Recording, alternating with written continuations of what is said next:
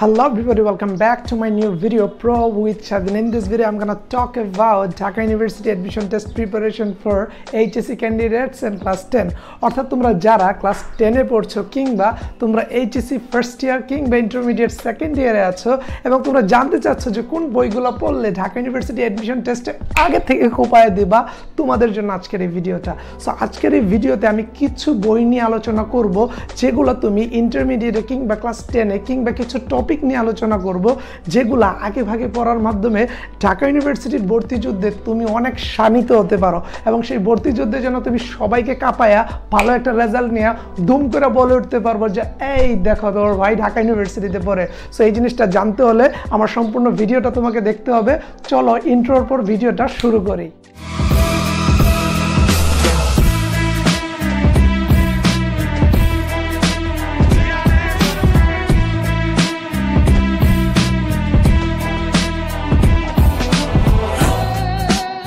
So আমি তোমাকে বলছি যে বর্তমানে ইন্টারমিডিয়েট ফার্স্ট ইয়ারে পড়ছো কিংবা সদ্য সেকেন্ড ইয়ারে উঠেছো কিংবা সদ্য এসএসসি পরীক্ষা শেষ হয়েছে, হয়তো বা তুমি 9 পাস করে ক্লাস 10-এ উঠেছো কিন্তু তুমি জানছো না যে ঢাকা ইউনিভার্সিটির জন্য প্রথমে তোমার কি করা দরকার। সো আমি তোমাকে বলতে চাই ঢাকা ইউনিভার্সিটি ভর্তি পরীক্ষার জন্য প্রথমে তোমাকে একটা প্রশ্ন ব্যাংক নিতে হবে। প্রশ্ন ব্যাংক কি? প্রশ্ন ব্যাংকের মানে হচ্ছে এই পর্যন্ত ঢাকা ইউনিভার্সিটির ভর্তি পরীক্ষায় যত প্রশ্ন এসেছে সবগুলা এই বইটার মধ্যে দেয়া আছে। এখন কথা হচ্ছে এই প্রশ্ন ব্যাংকটা তুমি কোত্থেকে কিনবা।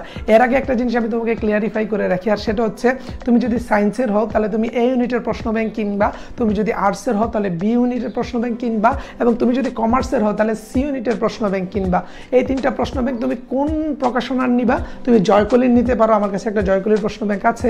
তো এই বইটা নিয়ে তুমি প্রথমেই পড়া শুরু করে দাও। প্রতিদিন 1 বছরের প্রশ্ন করে দেখো কিংবা সপ্তাহে একটা করে বছরের প্রশ্ন দেখো যে ঢাকা ইউনিভার্সিটি ভর্তি পরীক্ষার প্রশ্নগুলো কোন টাইপের আসে। সো এই জিনিসটা তুমি প্রথমে মুখস্থ করে ফেলার চেষ্টা করো বারবার পড়ার মাধ্যমে।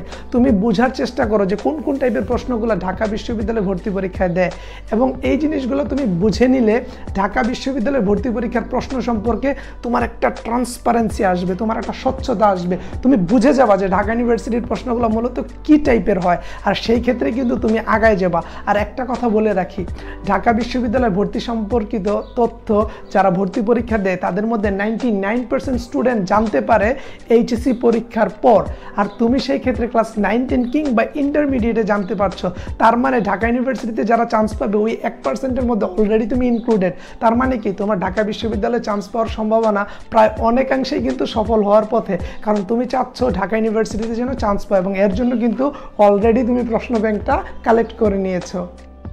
এখন তুমি প্রশ্ন ব্যাংক কালেক্ট করার পর যেই জিনিসটা সবচেয়ে বেশি পরিমাণে দেখবা সেটা হচ্ছে তোমার ইংরেজি প্রশ্নটা অনেকটাই টাফ হয়, তুমি বুঝো না, তুমি জানো না কোন টাইপের কোয়েশ্চেন হয়। So recently Dhaka university authority যেটা করলো তারা হচ্ছে টেক্সট বই থেকে অনেক পরিমাণে প্রশ্ন করে। অর্থাৎ তোমার ইন্টারমিডিয়েটে ফার্স্ট পেপার একটা বই দেওয়া হচ্ছে যেখানে অনেক চ্যাপ্টার আলোচনা করা আছে, নেলসন ম্যান্ডেলা থেকে শুরু করে বঙ্গবন্ধু 7ই মার্চের ভাষণ, এই টাইপের জিনিসগুলো দেওয়া আছে একটা টেক্সট বই।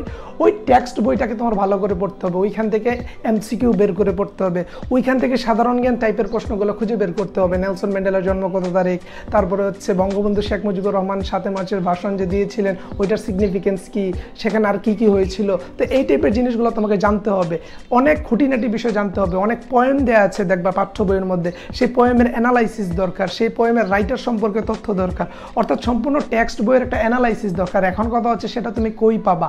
এর জন্য তুমি টেক্সট হ্যাক্স বইটা পড়তে পারো, যে বইটা পড়ার মাধ্যমে ঢাকা বিশ্ববিদ্যালয়ের ভর্তি পরীক্ষা সম্পর্কে তোমার একটা স্বচ্ছতা আসবে। তুমি যে ইন্টারমিডিয়েটের জন্য যে বইটা পড়ছো না সেই বইটা যখন তুমি এই বইয়ের সাহায্য নিয়ে পড়বা তোমার ইন্টারমিডিয়েটের প্রিপারেশন তো সুপার হবেই, পাশাপাশি ঢাকা ইউনিভার্সিটির প্রিপারেশন কিন্তু অর্ধেক কভার হয়ে যাচ্ছে। এখন একটা প্রশ্ন তোমরা আমাকে সবাই করবা যে ভাই বইটা আমি কই পাবো? এই বইটা তুমি পাবা রকমারি.com-এ। তুমি রকমারি.com-এ যাও, টেক্সট হ্যাক্স লিখে সার্চ করো, তারপর অর্ডার দাও, বইটা 4-5 দিনের মধ্যে তোমার কাছে চলে যাবে। সো তুমি কি করবা? ইংরেজি টেক্সট বইটাকে ভালো করে বোঝার জন্য এইটা পড়বা। এখন কথা হচ্ছে গ্রামারের জন্য কি করবা। দেখো গ্রামার তোমার ইন্টারমিডিয়েটে যেই গ্রামারগুলো আছে সবগুলো যদি তুমি ভালোভাবে পড়ে নিতে পারো ইউ আর দ্য গেইনার।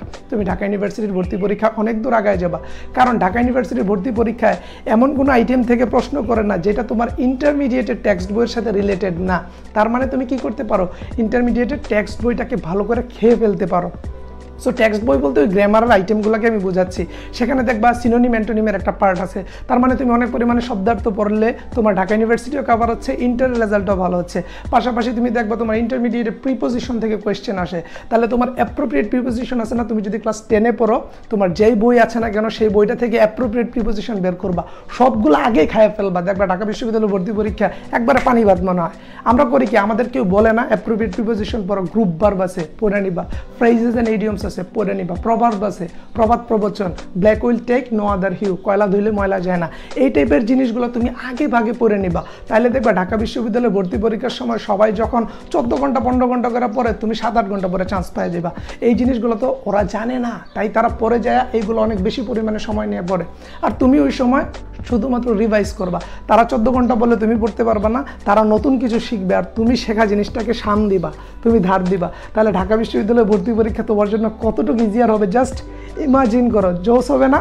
এর জন্য তোমাকে কি করতে হবে, তোমার এই জিনিসগুলো আগে থেকে পড়তে হবে। তাহলে আমি কি বললাম, অ্যাপ্রোপ্রিয়েট প্রিপোজিশন পড়বা, গ্রুপ ভার্ব পড়বা, ফ্রেজেস এন্ড ইডিয়মস পড়বা, প্রভাব পড়বা, ঠিক আছে? এই জিনিসগুলো পড়ে রাখলে বস তোমার কেউ আটকাইতে পারবে না। আর টেক্সট বইয়ের কথা তো বললামই, এই সবগুলো জিনিস যদি পড়ে নাও, আর রাইট ফর্ম অফ ভার্ব আছে, ট্রান্সফরমেশন আছে, এই জিনিসগুলো খুঁটিনাটি জেনে নিবা। সেন্টেন্স কানেক্টরস আছে, কোনটার ইউজ কি, আনলেস থাকলে আমি নেগেটিভ দিব না পজিটিভ দিব, এই জিনিসগুলো আগে থেকে জানে নাও, তোমার কেউ আটকাইতে পারবে না ঢাকা ইউনিভার্সিটিতে চান্স পাওয়া থেকে। আসি বাংলাতে। তুমি বাংলার জন্য কি করবা বলো তো? বাংলার জন্য তোমার যে পাঠ্য বইটা দেওয়া হয়েছে সেই পাঠ্য বই থেকেই এমসিকিউ করবে। একটু টাফ, একটু ঘুরায় প্রশ্ন করতে পারে। তো এর জন্য কি করা দরকার, তুমি কিন্তু অলরেডি প্রশ্ন ব্যাংক পড়ছো এবং প্রশ্ন ব্যাংক পড়ে বুঝে নিছো যে কোন কোন টাইপের প্রশ্ন আসে। তাহলে এটা তোমার জন্য ইজিয়ার হলো না? তুমি যখন প্রশ্ন ব্যাংক পড়লা তখন তুমি রিলেট করতে পারলা, আচ্ছা তাহলে এই টপিকে প্রশ্ন করে, আমি এইগুলো এতদিন পড়তাম না, আজকে থেকে পড়বা। সো এই জিনিসগুলো পড়বা। এখন এইগুলো যদি তোমার নিজের মাথায় না খেলায়, তুমি যদি সুন্দর করে না বুঝো যে কী করতে পারো, তাইলে তুমি কি করবা? তাইলে তুমি এই যে এখানে দেয়া আছে বাংলা বিচিত্রা, কিংবা বাংলার যে কোনো বই নিতে পারো, ধ্রুব হইতে পারে, অভিযাত্রী হইতে পারে, বাংলা মঞ্জুরি হইতে পারে, যে কোনো একটা বাংলা বই নিবা। ওই বইটা নিয়ে তুমি পাঠ্য বইগুলো পড়বা। তোমার ইন্টারের পরীক্ষার এমসিকিউ মানে যেখান থেকে প্রশ্ন করবে, এইটারে এত সুন্দর করে তারা অ্যানালাইসিস করে দিছে, তুমি ব্রক্কু পায় দেবা যদি তুমি এই জিনিসটা পড়তে পারো। সো তোমার কি করা দরকার, ইন্টারমিডিয়েটে থাকাকালীন সময়ে এই টাইপের একটা বই নিয়ে এই জিনিসগুলোকে তোমার কাভার আপ করা উচিত। এবং এই জিনিসগুলোকে যদি তুমি কাভার আপ করতে পারো, তাইলে তোমার ইন্টারমিডিয়েটের পরীক্ষাটা জোস হবে। এখন আসি গ্রামার আইটেমে। তুমি দেখবা বাংলা ব্যাকরণের কিছু পার্ট আছে, সমাস, সন্ধি, নপ্তবিধান, সপ্তবিধান, শব্দ, তারপরে হচ্ছে বাচ্য, তারপরে উপসর্গ, অনুসর্গ, এই জিনিসগুলো পড়তে হয়। তুমি এগুলো কিভাবে পড়বা? শুধুমাত্র ইন্টারমিডিয়েটের জন্য পড়লে হবে না, কারণ এই সেক্টরে একটু ভেরিয়েন্স আছে। 9-10-এ তুমি বড়, তুমি 10-এ পড়লে 9-10-এর গ্রামার বইটার মুখস্থ করে ফেলো। এইখান থেকে সব প্রশ্ন দেয় ভাই, এইখান থেকেই দেয়। তুমি 9-10-এর বইটা মুখস্থ করে ফেলো। তুমি 9-10-এ না পড়ে যদি ইন্টারমিডিয়েটে হও, তাহলে ইন্টারমিডিয়েটের বই পড়ার পাশাপাশি 9-10-এরটা মুখস্থ করে ফেলো। এবং 9-10-এরটা মুখস্থ করো, প্রশ্ন ব্যাংক পড়ো, এবং পাশাপাশি এখানেও গ্রামার আইটেম দেওয়া আছে, এই গ্রামার আইটেমগুলো পড়ো। এই বই না হলে যে কোনো বই নাও তুমি, ওই বইয়ের গ্রামার আইটেমগুলো পড়ো এবং বেশি করে বিগত বছরের প্রশ্ন পড়বা। বিগত বছরের প্রশ্ন যত পড়বা, ঢাকা বিশ্ববিদ্যালয়ে চান্স পাওয়ার সম্ভাবনা তত বেশি। সো বিগত বছরের প্রশ্ন পড়বা, বাংলা এখান থেকে পড়বা, এর বাইরে থেকে প্রশ্ন দিবেই না। সো এটা যদি তুমি বেশি পরিমাণে পড়তে পারো, তোমার চান্স পাওয়ার সম্ভাবনাটাও কিন্তু ততটাই বেশি। এখন কথা বলছি যারা মানবিক বিভাগ নিয়ে পড়াশোনা করছে, যারা মানবিক বিভাগ নিয়ে পড়াশোনা করছে তারা কি করবা? তোমার কিন্তু বাংলা ইংরেজির পাশাপাশি একটা টপিক থেকে প্রশ্ন করবে, আর সেটা হচ্ছে সাধারণ জ্ঞান অর্থাৎ জিকে। তো জিকের জন্য তুমি কি করবা? জিকের জন্য এই টাইপের বইগুলো তুমি আগে থেকে কিনে পড়তে পারো। লাইক হচ্ছে এই যে জয়কলির বই আমি নিলাম, কারণ আমি জয়কলির বই পড়ি। বাংলা বিচিত্রা, সাধারণ জ্ঞানের জ্ঞানকোষ আছে, এটা হচ্ছে বাংলাদেশ বিষয়ে বলি, এটা হচ্ছে আন্তর্জাতিক বিষয়ে বলি। সো এই টাইপের বই তুমি MP3 নিতে পারো, জুবায়ের জিকে নিতে পারো, এটা অনেক চলছে এবং এটা ভালো বই।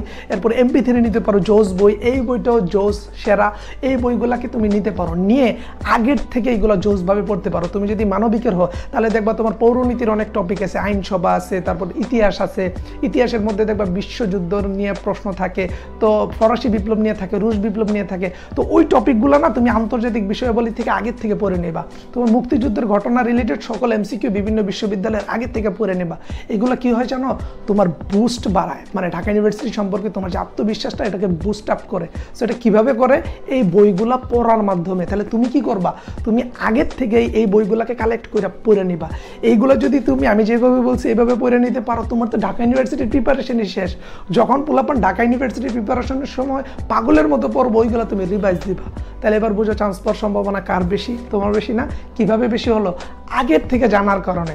আমি কি বললাম, 99% পোলাপান চান্স পায় না, কারণ তারা জানেই না কি পড়তে হবে।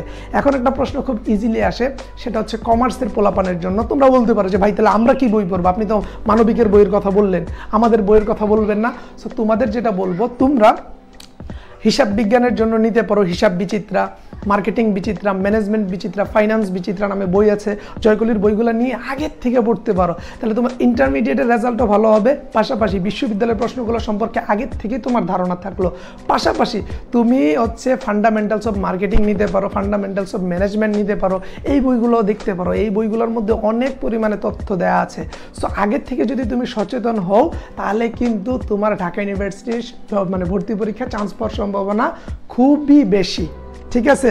সো তুমি যদি আসলে একটা কথা আছে না, সাবধানের কোনো মাইন্ড নেই, যে সাবধান থাকে তার ভয়ে বা তার ক্ষতি হওয়ার সম্ভাবনা খুব বেশি। তাহলে তুমি আগে থেকে যদি ঢাকা ইউনিভার্সিটি সম্পর্কে তোমার আইডিয়া ক্লিয়ার থাকে, নোবডি ক্যান বিট ইউ, তোমাকে কেউ হারাতে পারে না বস।